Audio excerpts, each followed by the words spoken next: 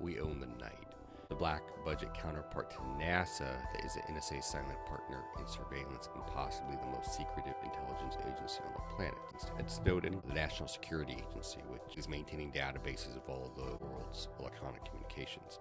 And we all know NASA is the space program, or at least it was. It still exists, not quite what it used to be. There's the NRO, which does things in space and is an intelligence agency, but it's not the NSA.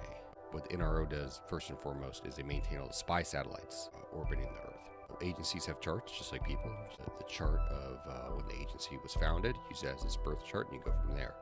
The NRO's sun, Venus, self-worth.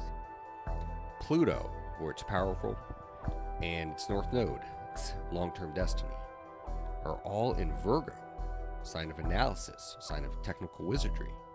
They're all located in the 12th house, the house of hidden matters and secret societies. Virgo is a sign of precision, while a 12th house emphasis is often seen in the charts of those who work at night.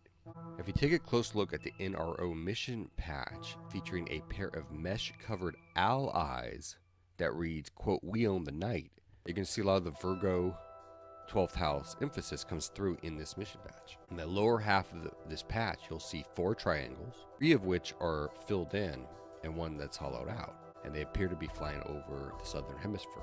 The triangles in the patch are believed to represent 4 of the NRO's Onyx class spy satellites, 3 of which are still in orbit and 1 of which deorbited in 1997. 4 triangles in the patch are depicted in the precisely correct orbital orientations to the planet as the NRO's Onyx satellites are in real life.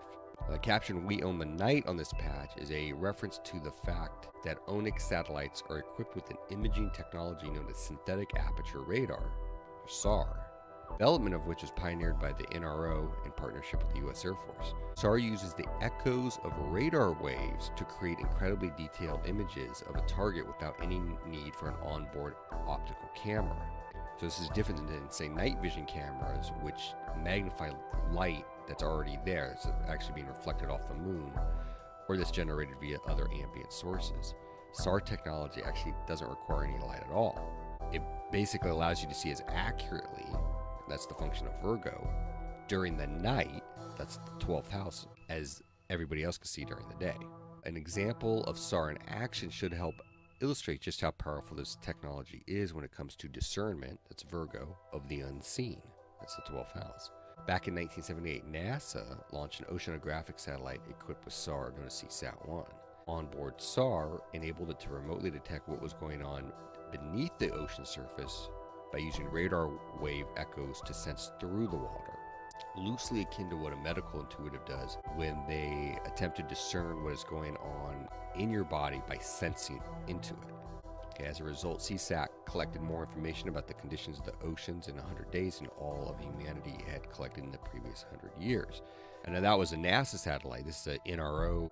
Now this isn't to imply that SAR-equipped satellites like those built by the NRO are quote-unquote psychic in the literal sense of the word.